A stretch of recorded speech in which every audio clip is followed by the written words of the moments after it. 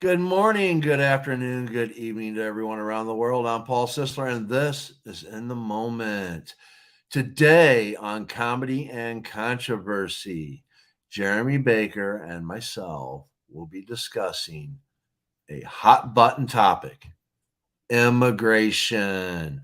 Hopefully, we can educate some people in relation to what's really going on and of course bring some statistics and some facts to the issue and maybe even provide a solution. Hello, Jeremy. How you doing, brother? What? I'm good, man. It's actually, I think it's been a good week in America.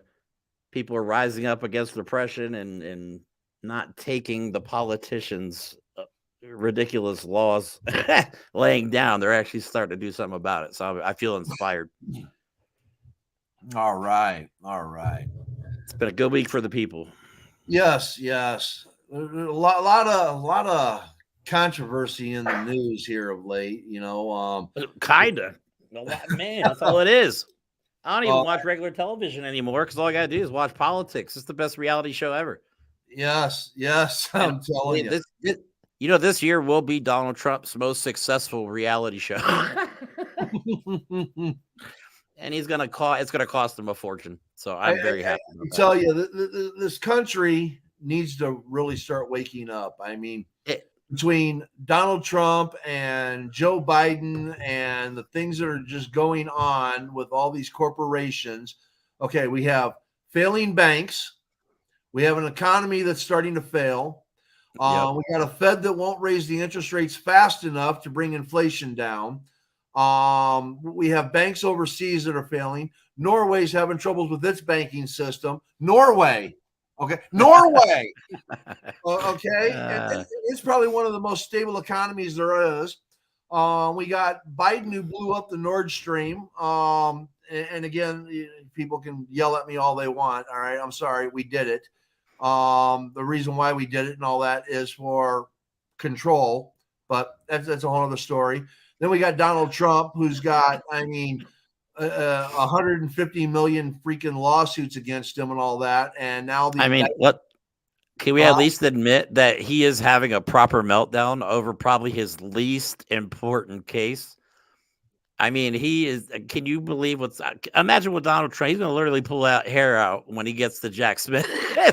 Well, the reason why he's so scared on this is because once that first indictment comes out, then Oh, all you're these done. other prosecutors that are afraid won't be afraid anymore, and now they're Yeah. all going to start indicting. So he's going to have a line of indictments, which that could be the very thing that gets him elected in 2024. So America, wake up because it can happen. I know there's people that say there's no reason for it. No one thought that Donald Trump could win the presidency to begin with. Yeah. Okay. Yeah. And That's a whole other episode right there. he won. Yes.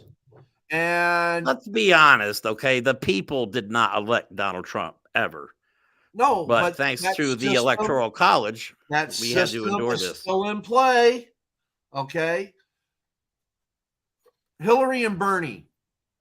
Here's you got to remember, and I know we'll get into immigration in a minute. Bernie Sanders had the popular vote over Hillary, and yet they put Hillary as the primary candidate. Yeah. Okay. People got pissed because Bernie didn't get it. So they either didn't vote or they voted for Trump. Okay. That's what got Trump elected. Let's be real. All right. Now, here we have Trump. There's a division on the right. There's no reason for Trump to win. If he None. gets indicted, he gets indicted and he becomes the primary. I think that he will lose. But now, if he actually gets arrested and goes to jail, if he is not pardoned, he will win. I still see that hard. I can't. That's probably the one thing we disagree on. And I think we, he's going to go down in flames this we, year, man. I really do. we I hope you're right. God, I But hope you're right. but But weirder things have happened in America. Okay, so I'm never going to yes, say never at this point. I've learned yes, that. I know. I mean, we have. Oh my God, I watch. For those that don't check out foreign news, check out WION news. World is One News. It's out of India, and it gives you another perception of how things are viewed. And there's a lot of things that they talk about that we don't talk about in our own media here in the country. So check it out. Check it out. Now, let's get on to immigration because I'm actually glad we're talking about this. I've been chomping at the bit for weeks to talk about this topic. So, all right. Let me start out with this little quick video with Moa Murr, who was on Trevor Noah. All the time they say that the best comedy comes from the biggest tragedies, and in many ways your life could be considered by some as being a rolling series of tragedies that you've turned into comedy and you've turned into success. A little bit of your story would shock most people out there. You are someone who came to America as a refugee. Correct. From Kuwait, correct? I was born in Kuwait. Right. I left Kuwait after the first Gulf War, Right. which I like to call the prequel. I went to a really nice private British English school in Kuwait, and then we migrated to Houston, Texas. And That's a culture shock. It's a culture shock, and they put me in ESL class, which is English as a second language class, and I was the only guy that spoke English in the class. Now, I would show more, except for the copyright infringement. I don't want to get hammered on it. This is something I got from YouTube, so I didn't take it from the Trevor Noah show. It's from YouTube. Anybody can watch it. So the reason I picked Mo Ammer is because it took him 20 years to get his citizenship in the United States. 20 years and thousands of dollars upon appointment with lawyers and the immigration office. I mean, people, the thing that pisses me off about this country is when people say if they want to come here, they should come here legally. I would venture to admit the person that says that has no clue how to come to the United States legally. Most people probably don't, especially people coming from places like Mexico, where they're literally carrying everything on their back that they own. And these people expect them to stop at an immigration office and announce their arrival. Like, you know what I mean? And you have to have proper identification in order to get into the country legally, which some people don't have or cannot get. Right. So it's just our whole immigration system is a mess. And if people wonder why I'm so passionate about this topic, is one, my mom immigrated here in 1973, and then both my kids, their mom's grandmother are all from Mexico. So I have a lot of, my whole family on both ends comes from other countries. And, I think we're supposed to, if we're going to be, we're supposed to be the place you go for freedom. That's what, if you want to be free, you're supposed to go to America. That was the whole point. But lately, man, I'll tell you what, some of the right wing has taken a personal, it's like a personal agenda to alienate people from other countries, regardless of how they show up. Right. Let's see here. How many countries are allowed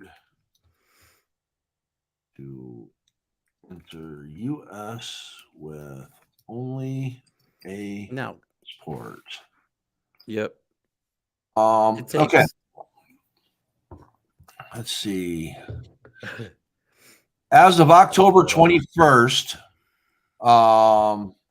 2021, U.S. citizens can travel visa-free to 185 countries and territories.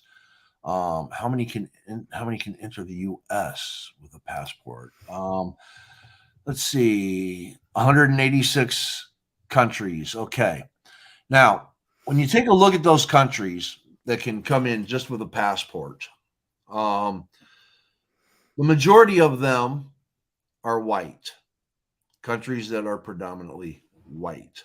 Okay. Now, there are others that aren't, but we have agreements with them and stuff like that, whether it's business or whatever. But the main thing that I wanted to show is in relation to getting visas, because what a lot of people don't realize is that if you're not someone that can come due to just having a passport, then you have to get a visa. Okay. And the visa process which is share tab instead. Yeah, ironically, when you're not born in America, freedom isn't free. It actually costs a lot of money. Right. You got a couple different types of passports, or I mean visas that you can get, and it comes down to, let's see, where was it again? I got it on another tab. All Okay. right. Let me go to the total amount first. Let me share this one. There's 185 different types of visas that you can get to come into the United States. Okay. And you have, share this one instead. There we go. You have non-immigrant visa categories and Good Lord. purpose of travel, athlete, amateur, or professional competing for prize money only, pair, visitor, That's very specific. Australian, Okay. professional specialty, border crossing card, Mexico business visitor, CNMI only transitional worker, crew member, diplomat of or foreign government official, domestic employee or nanny must be accompanying a foreign national employee, employee of a What? designated international organization or NATO, exchange visitor, foreign military Yeah, okay. stationed in the United States. I can tell you right now from looking at that list, I would rather just put everything in a backpack and walk across the border. That looks like a nightmare. I mean, and each one of those visas has restrictions within it. Each one has its own Right. Now, restrictions, its own requirements. They need renewed at a certain time. now remember, this is the non-immigrant, okay, visa category. The So these are non-immigrant, people that are just visiting. just visiting. What- They're just coming Okay, here to okay, I visit, got you. and they're going to leave. Now, remember, there's working visas in this, okay, to where you're coming over here. Like here's student, academic, vocational, okay, College, yeah, it makes sense. okay. So FM, let me go into that. University or college, high school, private elementary school, seminary, conservatory, blah, blah, blah. And then how to apply, age. I mean, all the information that goes into that will just blow your mind. Okay. And now you expect somebody that's from another country to come in here and literally fill all that up. Right. Now you have the immigrant visa categories. Okay. So we're talking about spouse of a U.S. citizen, spouse of a U.S. citizen awaiting approval of an I-130 immigrant petition, fiance to marry U.S. citizen and live in U.S., inter-country adoption of orphan children by U.S. citizens, certain family members of U.S. citizens. I mean, employee-sponsored employment, E1, Religious workers, right, U.S. government. I mean, but see, these are all things for people that know what they're doing and have access to the internet. You understand what I mean? right. These are things that people can look up on the web and okay, and I hate to break it to everybody, but most countries, when people risk their lives across the border, they typically probably don't have an iPhone to look these things up on. And where do they get the information? Like, you know what I mean? I mean, I feel like it's with the way the politicians have demonized. Let's say, just use Mexico for an example. They've demonized the Mexican people. So, I mean, the wordage they use, and like we have politicians that want to go to war with Mexico because they found a ball of sand and duct tape. I mean, and like, Right. but the whole process has to be simplified for people that are coming from countries that most people are running from, oppression or something horrible. We have to be able to give these people some kind of safe haven without them worrying about being deported at every step. Well, a lot of people, there's a lot of confusion because when they start talking about immigrants, a lot of the rhetoric that comes in from this is they will say illegal immigrants once. And then they just start talking about how many immigrants are in the country. Right. Okay? And they don't use the word illegal or legal. So what they're doing is they're combining statistics and utilizing them in a misrepresentatory way. They're manipulating the numbers to make it look worse than it Okay. really is. So when you look at the amount of actual illegal immigrants that come into this country, it's not as bad as what people make it out to be. No. Since 2016 up to where we are currently has been the worst it's ever been for illegal immigrants. Mm-hmm. Okay. Now, how do you take care of the illegal immigrant problem? Do you build a wall? No, you definitely don't build a wall, which is stupid because one, I mean, I've seen videos of ladders made to go over the wall. And cartels have been tunneling under the border for decades, so that's not preventing any drugs from coming through.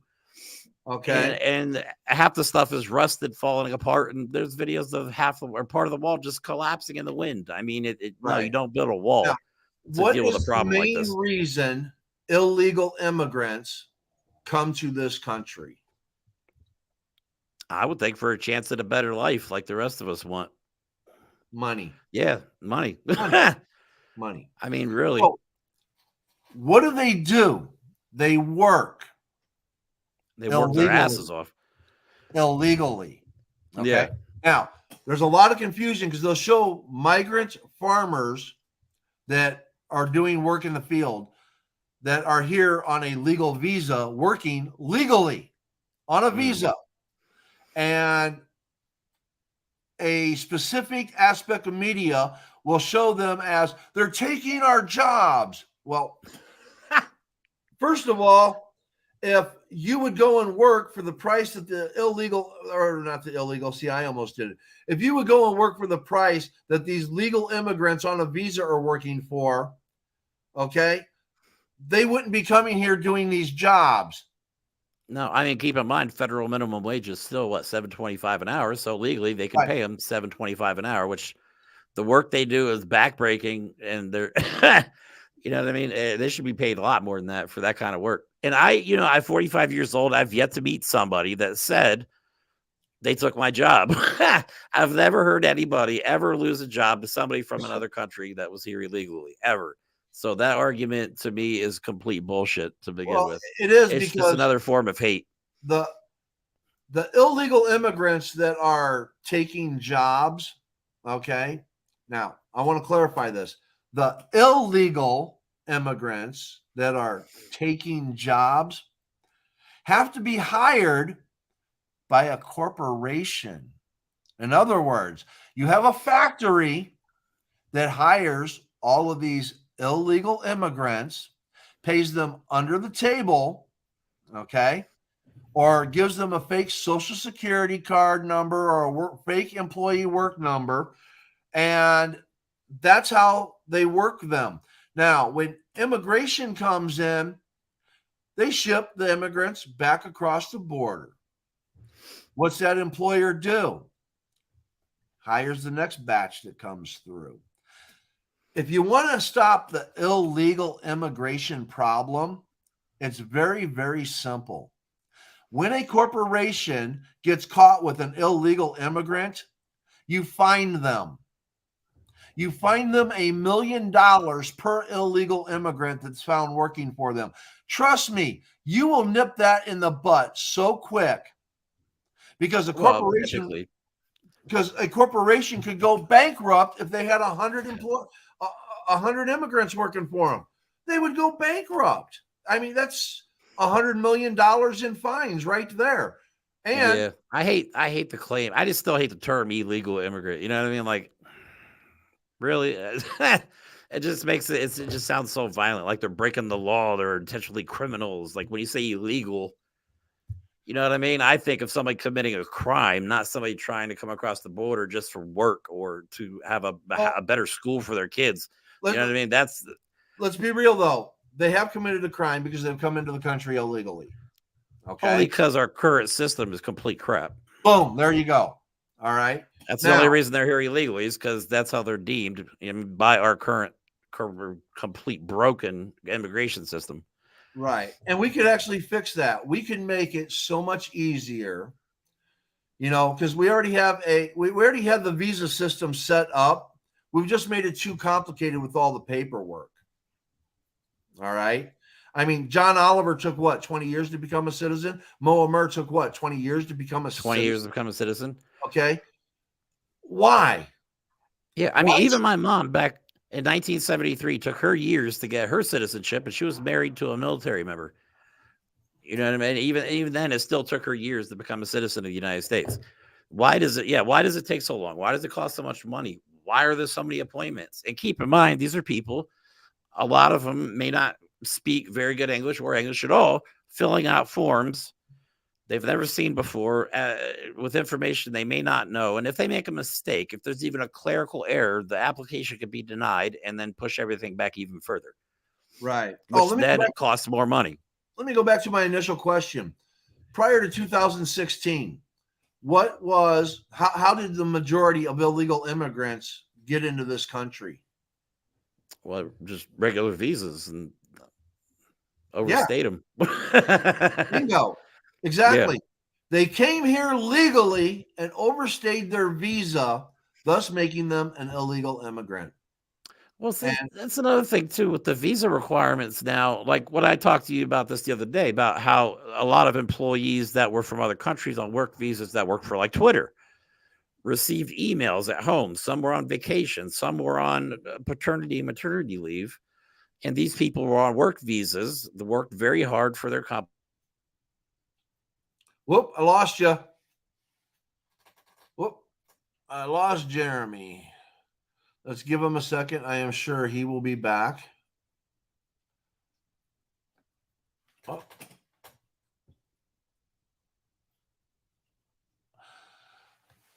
Oh, let's give him a second.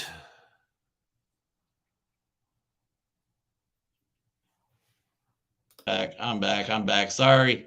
All right, there you go. Continue. The camera's not working. My camera's off. Can you hear me? Yeah, I got you. I'm good. I'll just go with this camera angle for now. All right. Continue with what you were saying. Oh, that totally. Go ahead. That totally messed me up right there.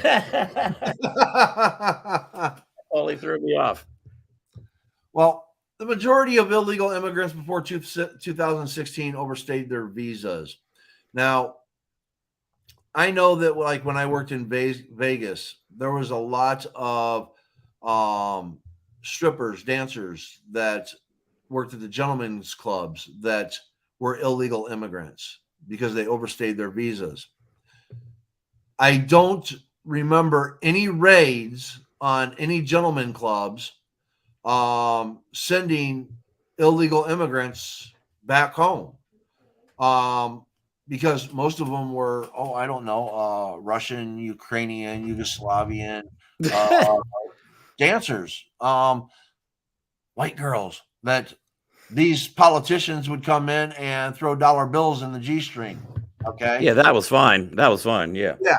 And I don't want it to come across as chauvinistic or misogynistic, but when you look at the immigration issue, it always seems to only be an issue when it's black or brown. Okay. And apparently it's not an issue when it involves women, sex, things like that. Well, isn't that everything in our country right now? It seems like we have people pushing for white nationalism, and anything that's black or brown is forbidden. Yes. And as I've posted up in a lot of my latest streams, let me get to that real quick. Tribunal2021.com. The United States being found guilty on 5 counts of genocide against Black, brown, and indigenous people. So why do you think the southern border is such a huge issue? Okay. It's an issue because it's brown people. Nothing Yeah. more. Nothing more. And I think I've honestly figured out why elitist whites are afraid of terms like woke and critical race theory. I was actually going to talk to you about this, but I figure we'll bring it up right now. It's because those topics expose the absolute amount of hate that is built into this country. And I mean, just for example, politicians want to build that wall. They want to put money into this stupid wall. But every time a bill comes up to fund border patrol agents, they deny that. So instead of putting people on the border, they would rather just build a ridiculous wall like it's going to solve all our problems. And it's not. It's not going to solve anything. It's not. Building a wall has never solved any problem in any time in human history. Right. Building the wall is not the solution. If you were to find businesses that hired illegal immigrants, you would take care of the illegal immigration problem, because if you can't work as an illegal immigrant, why are you going to come here? You're not. Because the whole reason to come here is to work. Right. Okay. And people that come here to work, I mean, they want to be here. They work hard to give their family a better life. And if their visa's expired or their paperwork's incorrect, there's always a risk of deportation. And I think the one thing I wanted to bring up, which I think you probably had planned for a little bit later under the Trump administration, was while the Mexican veterans were deported after they had served in Iraq and Afghanistan. They literally went and bled and died and got injured for this country. And under the Trump administration, they were shipped back. No, thank you. Thanks for stopping by. We appreciate your effort. Go home. That's pretty much what was happening. Yeah. And now you can look that up. That is an actual thing that actually happens. Yeah, I'm going back through our chat, trying to find it. Well, then there's also, I mean, separating parents from their children, sending family members back to people that are citizens of the United States. So if somebody comes here from Mexico, gets their citizenship, a close family member, maybe an aunt, uncle, whatever, comes to live with them, they, even though they're with a legal U.S. citizen, there's still a risk of them being deported. Now, there's no safety when you come here now as an immigrant. There really isn't, unless they've changed things. But under the Trump administration, they targeted these people. They created organizations to specifically find and export illegal immigrants that were doing nothing wrong. We're trying to work, trying to have a better life. That's it. Yep. Okay, let me see here. Share this tab instead.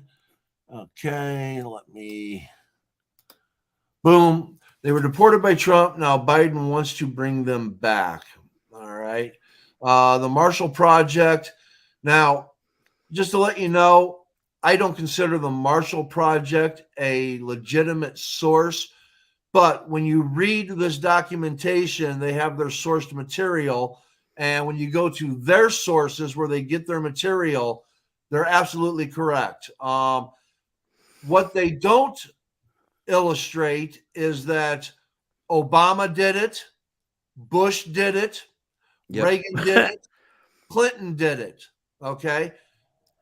Obviously, they're illustrating here that this is what Trump did, and now Biden wants to bring him back. Again, go far enough back, all the presidents before them did the same thing.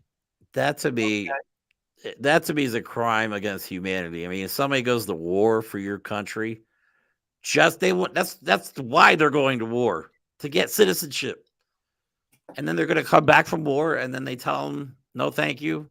That to me is unforgivable. My God, could you possibly even imagine the trauma and the PTSD and the injuries you have to deal with the rest of your life to find out that you're not going to be a citizen of the country you just went and fought for? That to me, especially with a dad who was in 2 wars, like I can't even picture him coming home from war and then them just shipping him off to Mexico or wherever.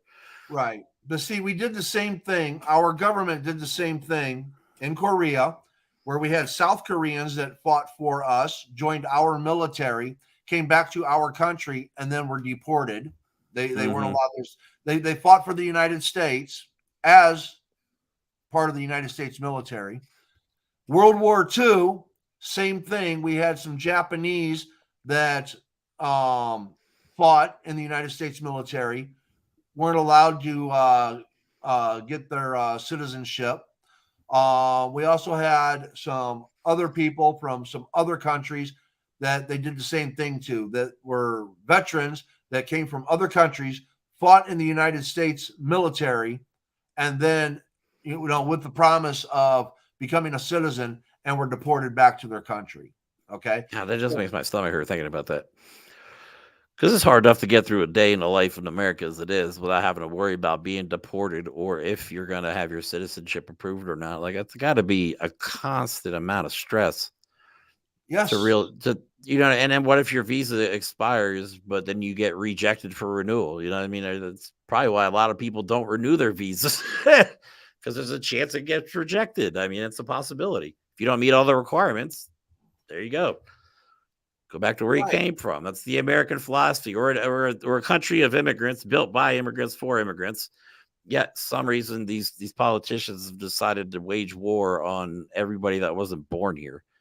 And even people that are born here. I mean, basically, like you said before, it's basically they've gone after everybody that's not they're going after everybody that's not rich, white, or dumb and white. You know what I mean? I mean, that's their target. And I find it I mean, what is next? What would happen? Like, I think about this a lot. If the MAGA Republicans would have won the Senate and would have been able to overrule the president, like that socialism bill they passed, that would affect so many people of color along with poor white people. Right. Well, that was a recommitment letter. Okay. So basically, the House said, yes, we approve the wording of this. And if the Senate passes it, it'll be an approving of the language of it. They would have to go back to the House and then be passed as a bill. I don't see that happening. And if it did, oh my God, it's just like it's an unconstitutional bill because it takes away Article 1, Section 8 of the Constitution. Okay? But it shows you that if we put the wrong people in power, stuff like this can and will happen. I mean, they're using words when it comes to transgender people, they're using words like eradicate. You know what I mean? They're threatening, they're trying to promote pro-life by using the death penalty.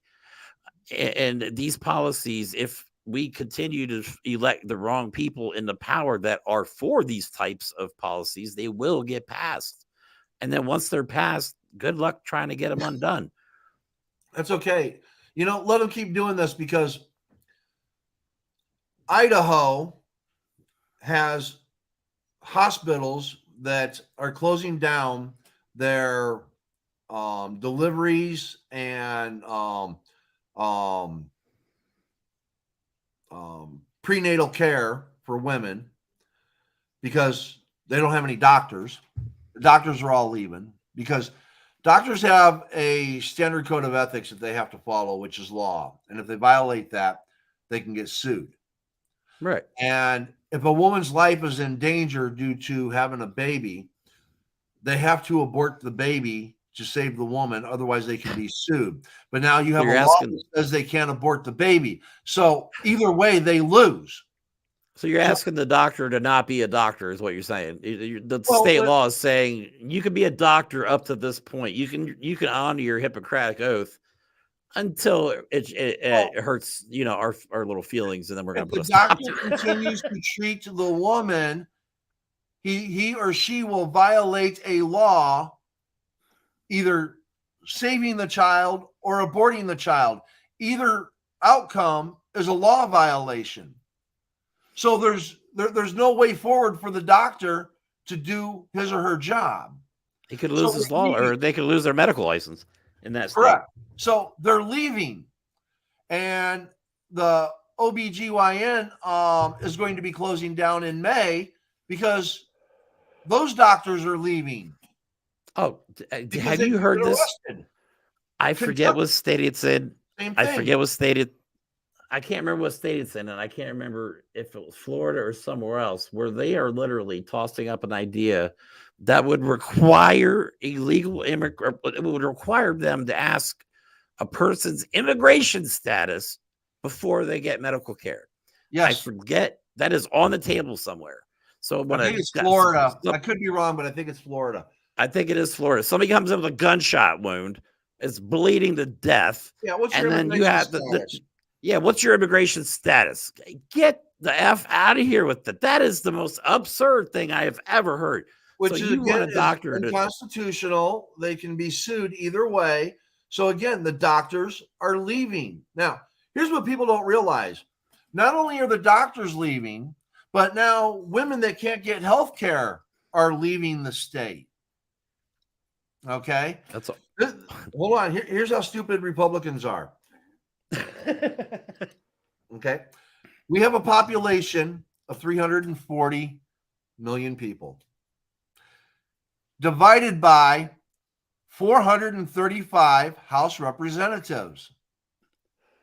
Now, that population plays a lot when it comes to how many representatives you get in your state.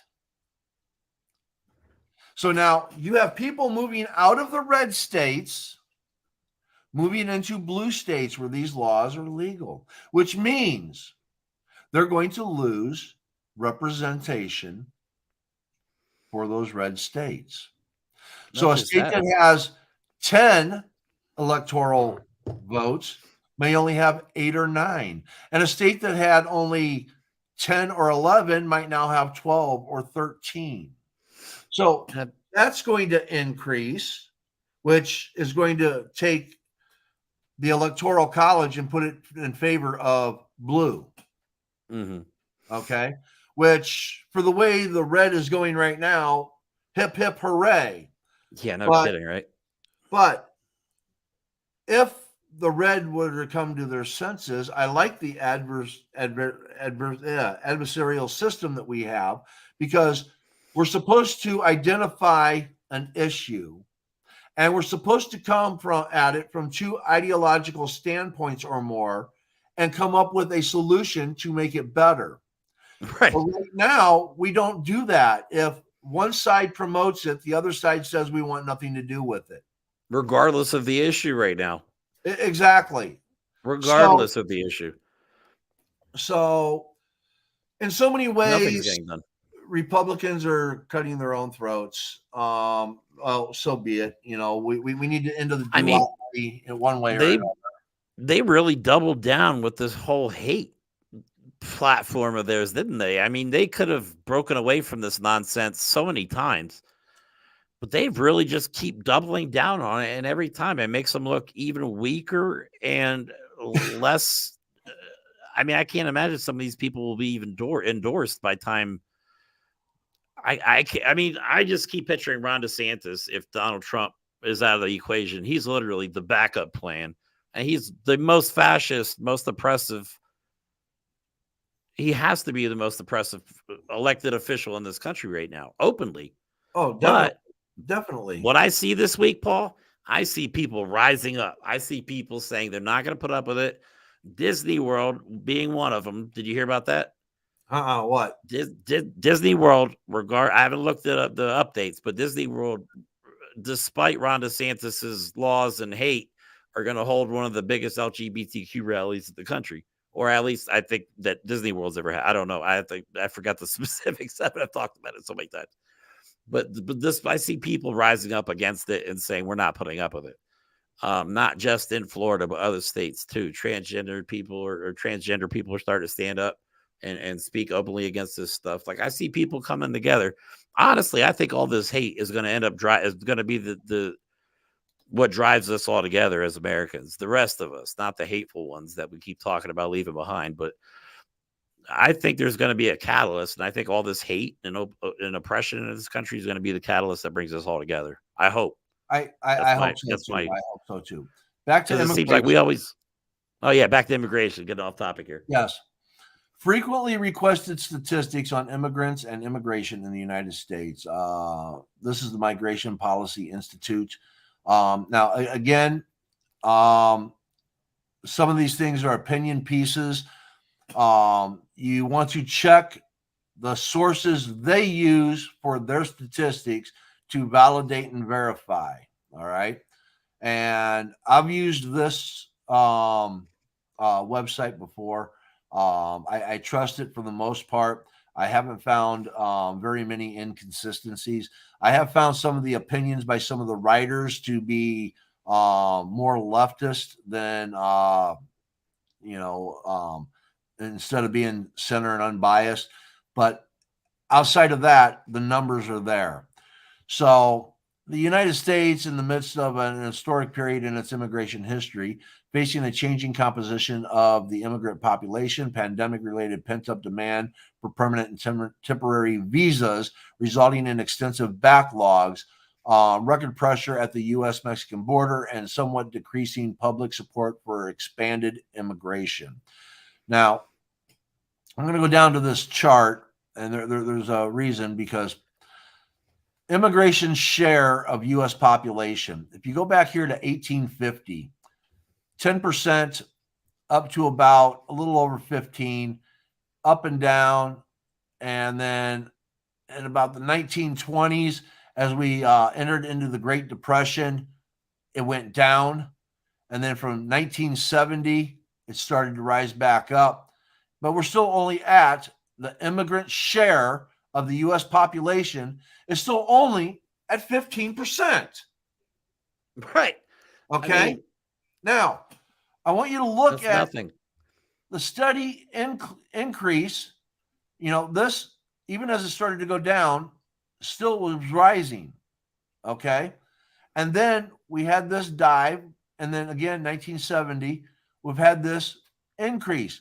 And even with that increase, I want you to look at that percentage of increase, which is starting to plateau from about 2015 on, and has remained that way. The number of immigrants coming into this country. And granted, the majority of them are now coming from Mexico, Central America. All right. Everyone thinks because they come over the Mexican border that they're coming from Mexico. I know, right? There's a whole other continent down there. Yes, they're coming from Honduras. They're coming from Venezuela. They got Venezuela, Panama, all these other countries down there. And there's even people that are coming from Brazil, Chile, Peru, that are coming up through Central America, all the way up to the United States border. Now, granted, we have a bigger increase. People want to say that this is where we're getting all of our drugs, is from the illegal immigrants. Again, nope, that is wrong. Not true. Nope. Almost 90%. Am I right? I think it was like 86 or not, between 86 and 90% of all fentanyl, at least just fentanyl, is brought over by U.S. citizens at legal border crossings, not on illegal migrant routes. They're coming in through our ports. They're coming in through our airplanes and, oh my God, our coastal ports and stuff like that. They're coming in these big canisters and stuff. And the amount of drugs that we have in this country are not coming across the border. They literally think people in the United States. They're coming in. They literally think these people are bringing drugs across the border. I mean,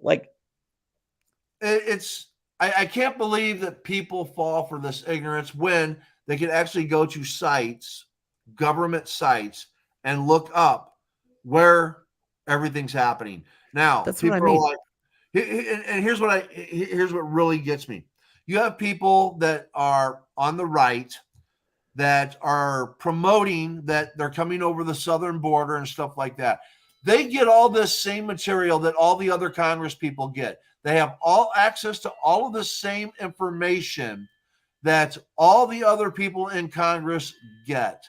So they have the knowledge of where it's coming from, or access to the knowledge of where it's coming from, and yet they'll propagate the lies. Okay, right? Now they'll pick out. I mean, I remember watching the video during the midterms where they were somewhere. They weren't even on the U.S. Mexican border, and it was people just walking calmly. And they're like, "Look, the border's wide." That's literally what they did. The border is wide open. There's people just walking across, and nobody's stopping them. I'm looking at the news guy like, "Well, why the hell are you stopping them?" Like, it's not. Come on. Turns out they were just making a video to lie and say our borders are wide open. Nobody's watching the border, so they get money for this stupid wall. That's never gonna work. It's You know how you take the care of thinking this? drives me insane. You know how you take care of this problem? It's actually very simple. It really is. It really, really is. Okay. If you remember, I showed you share this tab instead. Non-immigrant visa categories, immigrant visa categories. You see how we have all of these consolidated into immigrant visa and non-immigrant visa. Okay, not categories, just you have a non-immigrant visa, you have an immigrant visa. All right. So much simpler. Instead of 185 different versions of non-immigrant visas. Yeah. Okay. Here, I thought I had it up. Okay. Oh no, there we go. All right. Non-immigrant visa, get rid of categories. Immigrant visa, get rid of categories. So take all of this shit here and you consolidate it into one visa. All right. Now, And then here, let me finish on this. Let me finish. Okay. I stopped. Because this is so simple. When you issue the visa, you take a photo ID. They have to present identification. This is their name. You take their fingerprints because, hey, when you're born in America, your fingerprints are taken along with your footprints, okay? You take their fingerprints and you take their DNA, okay? It goes into a database. So now you have their name, their identification, their fingerprint, and their DNA. They come into this country.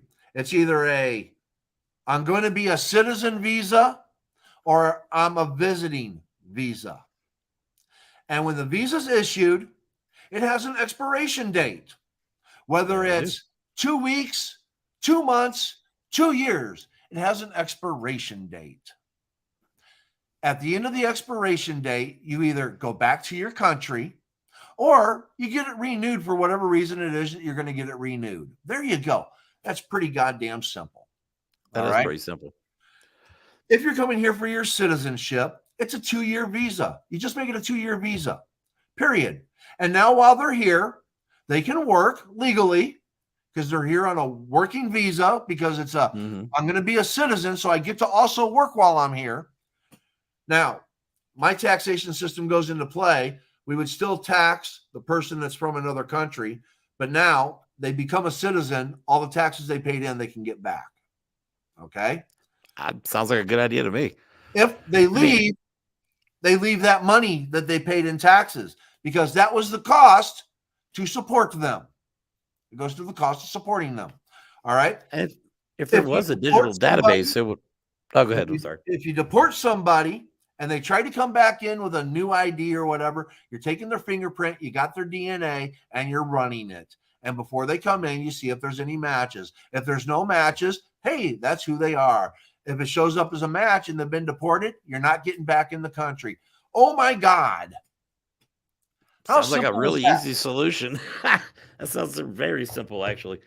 But it seems like they're adding steps to make things even more complicated as opposed to cutting out steps and making it simpler. I mean, who can really? I think I understand why people overstay their visas. I mean, why?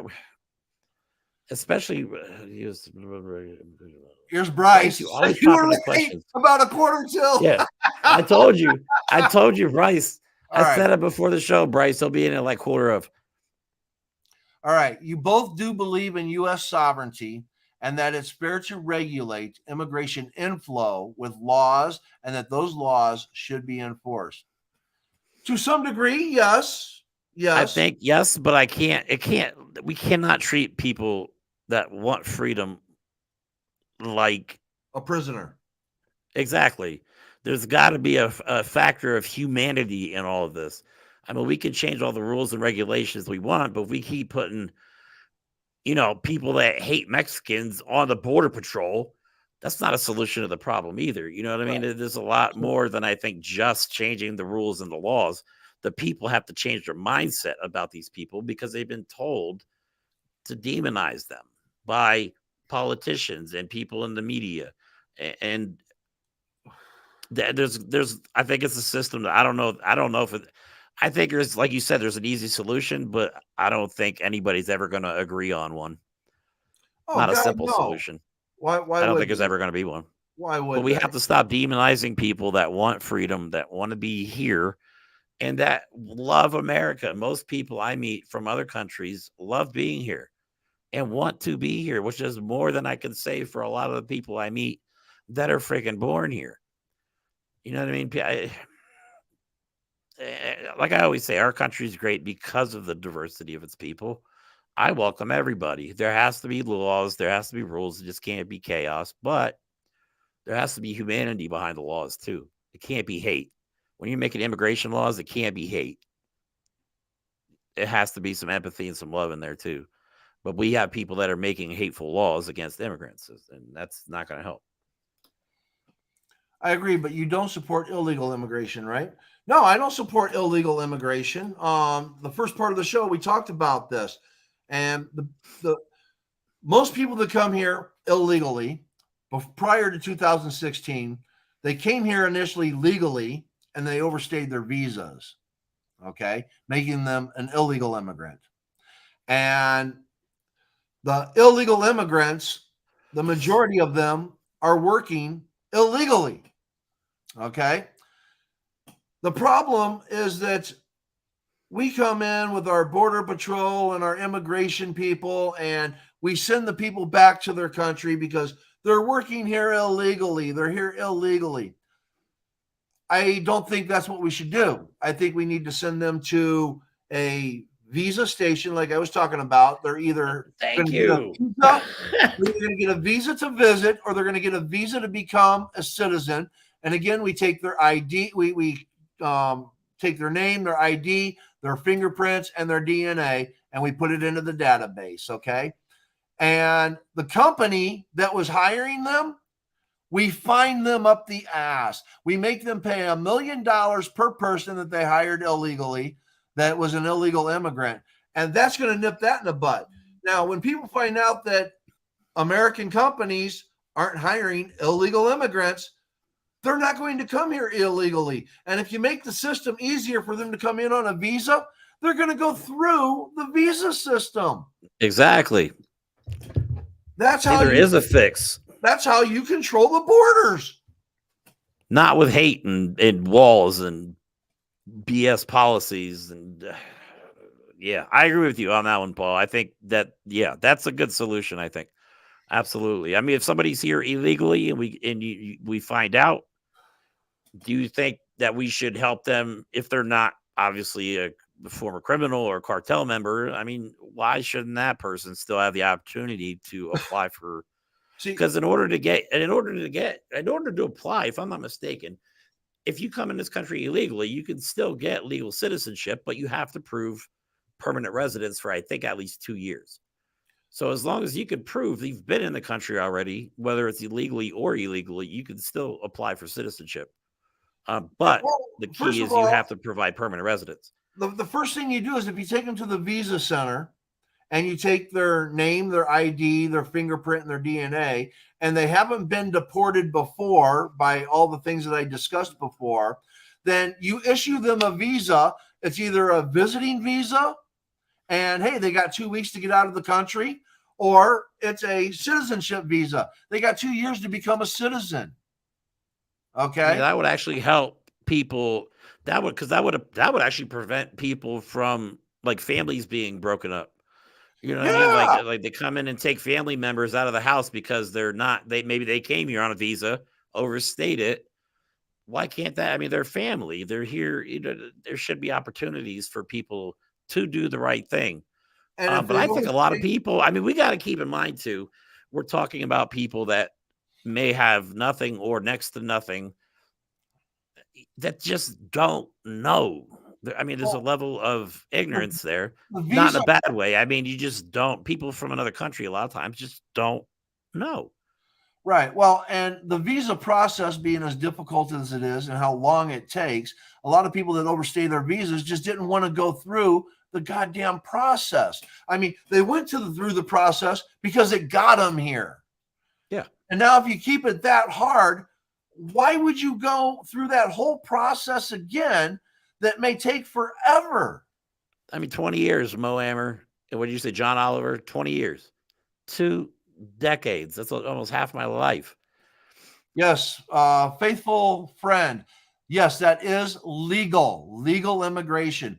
And again, that's one of the things that I point out. You get a lot of the propaganda out there. They'll start with an illegal immigrant statistic, and then they'll just simply talk about immigrants and how it's part of our population. And they don't tell you legal immigrants. Yes, legal immigrants are 15% of the U.S. population. Yes. Which in reality is not much.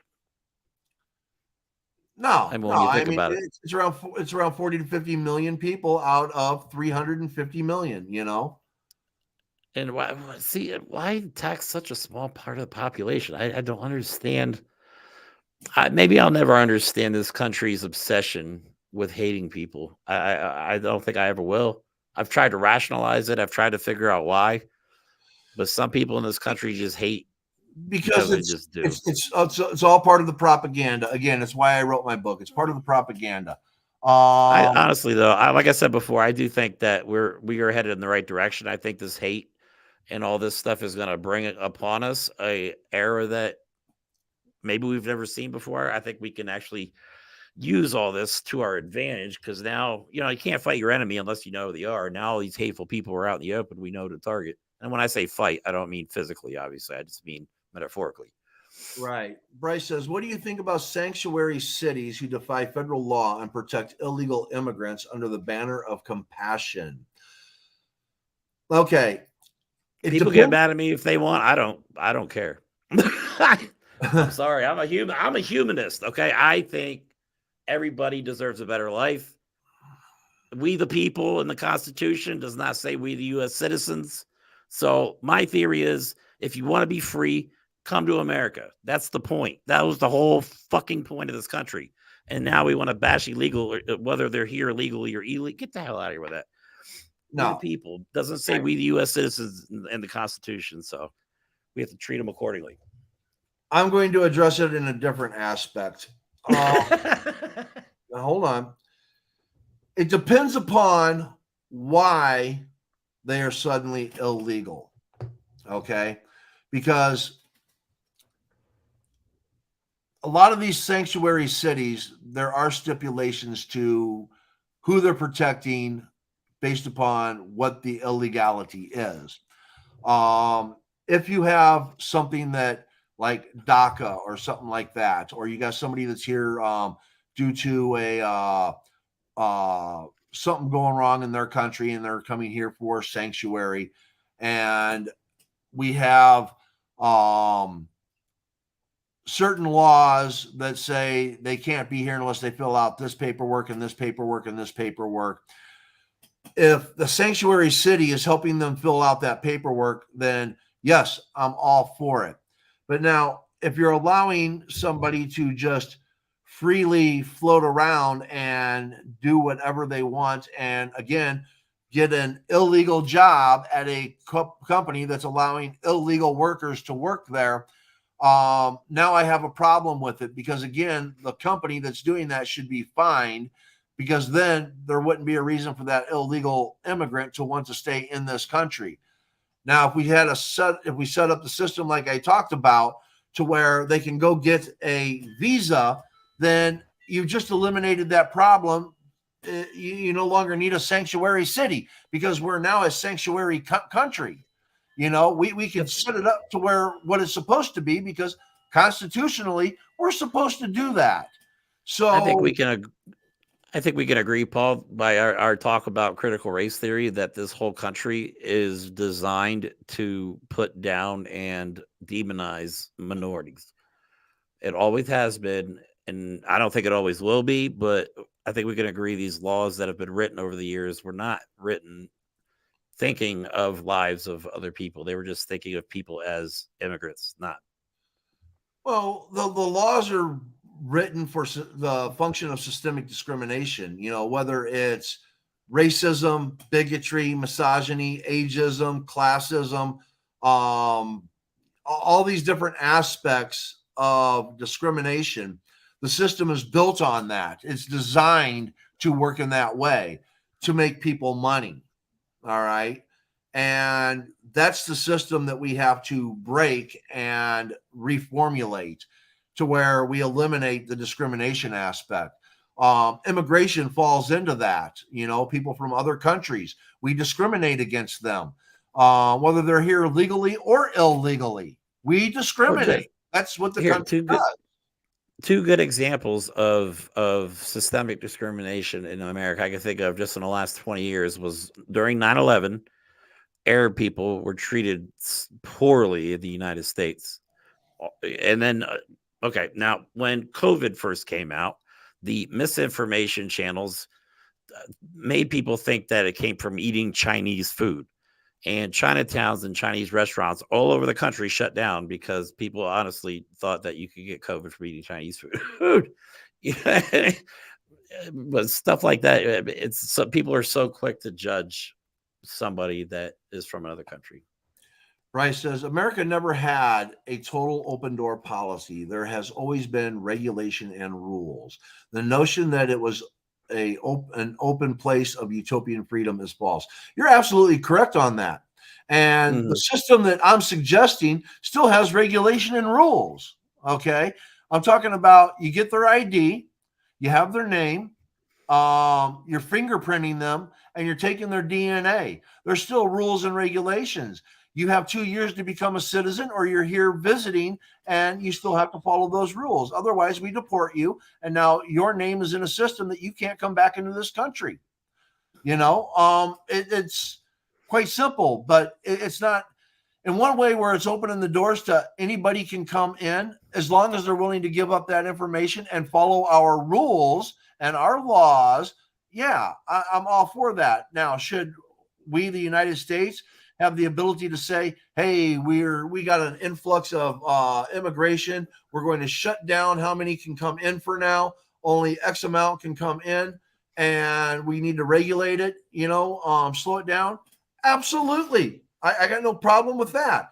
But I also got no problem with, hey, we got lots of jobs open in this country and people are wanting to come here and work. Open it back up, let them come in. Hey, I can tell you right now, I deliver DoorDash, and there's restaurants that are short staffed. I mean, there's so many jobs available right now that people don't want to do, and we're complaining about other people that want to come to the country and work these jobs. So I agree, there should be rules. There's got to be regulations. It just can't be lawless. Everybody come across, but at the same time, there has to be a compassion element to it too. It can't just be looking at these. You have to look at them as people, please. Right. And my system also has a lot of other things that it would involve. Housing has to be set up. There has to be a certain form of taxation on immigrants coming in. That is, if my taxation system became the new taxation system, that we would still take money from somebody that is under the visa of becoming a citizen. We would take X amount out of their check, simply because if they don't meet the qualifications, then that's going to help pay for the housing of them and the care for them. I believe there are quota limitations for each nation, country, and means testing, right? That varies actually from nation to nation, country to country right now. There are quota limitations based upon whether or not we want people from that country to come here or not. There's also legal visas that we're not talking illegally on this one. Right. This is all legal visas. gotcha. There's also certain countries that don't need a visa. They can just simply come in on a passport. And we have no, as far as I know, I could be wrong, but as far as I know, there's no quota on who can come, how many can come in from another country with a passport if they have passport privileges. So again, why are we allowing certain countries to have, all they need is a passport? Other countries, they got to have a visa. Well, that comes down to what kind of country are you? What form of democracy do you have? What relationship we have with them? Yeah. Right. Is there a lot of terrorism in your country? I mean, if you have a terroristic country that is just like in constant war within itself or another country, how many of those people do you want coming into our country that could be setting up cells and stuff like that, military wise? So yes, again, this is why fingerprinting and DNA needs to be a part of it. And we also have to look at the country that they're coming from and what's going on in that country. What does Bryce say? Yes, but by limiting immigration, you're denying the freedom Sergeant Nobody is claiming as a guaranteed right, and what America was. You're an oppressor of sorts then. Hold on. Yes. By limiting immigration, you're denying the freedom that Sergeant Nobody is claiming as a guaranteed right, and what America was. I mean, I believe freedom is a basic human right. That's just me, though. I think everybody in the world deserves at least, if anything, freedom. And if we're, I thought we were supposed to be the place for that, but apparently I've been mistaken over the years. Well, I see what Bryce is talking about, though. I get it. No, I get it. I mean, okay. Honestly, there's no easy answer to this topic. There really isn't. We could go at this for 5 hours and not come up with an actual solution that makes sense for everybody. I like your idea. I wish they would actually implement some stuff like that instead of just trying to make it so nobody can come in. I mean, they want to shut the whole southern border down. Right. Now they want to put troops in Mexico. They want to do this. They want to do that. Right. Now, okay, hold on. I know a person who joined the military with a green card, served in the U.S. military in Iraq. After he came back to the U.S., his service fast-tracked him to citizenship. Yes, there are people that have had that happen. My grandfather being one of them. My grandfather, who was a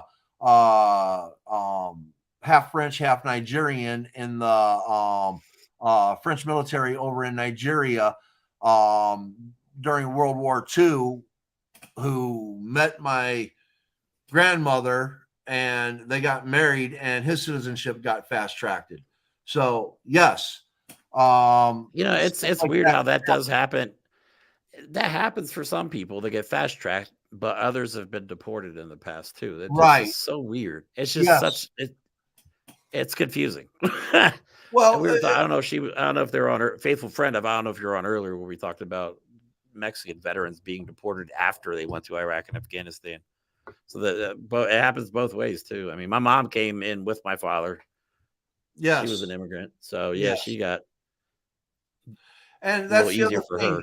These horror stories and, good stories, you hear both of them, and obviously there's aspects of discrimination involved, why certain people aren't allowed and why others are, and when I say discrimination, I'm not saying necessarily it's based upon race.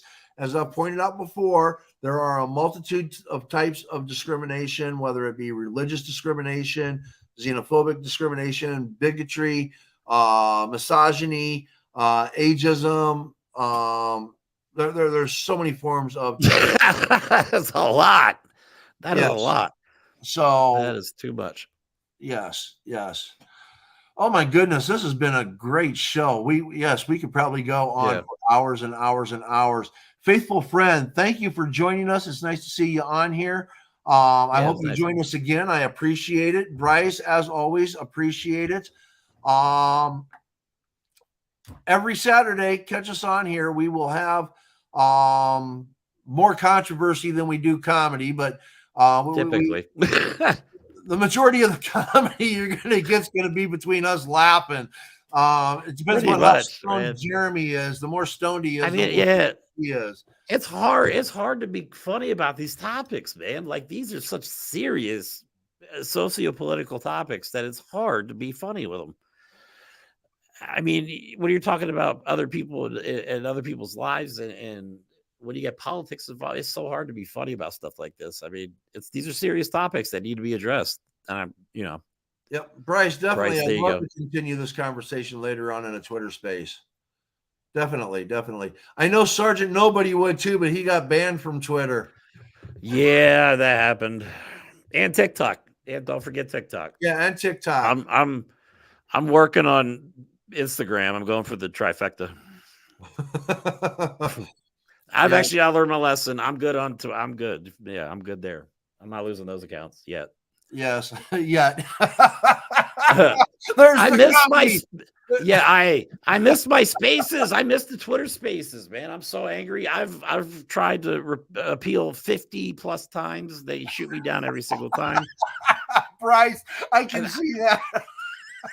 Yeah, I may have called Elon Musk a douchebag in one of the appeals, which I don't think helped my case, but you know, it is what it is, man. It's cool.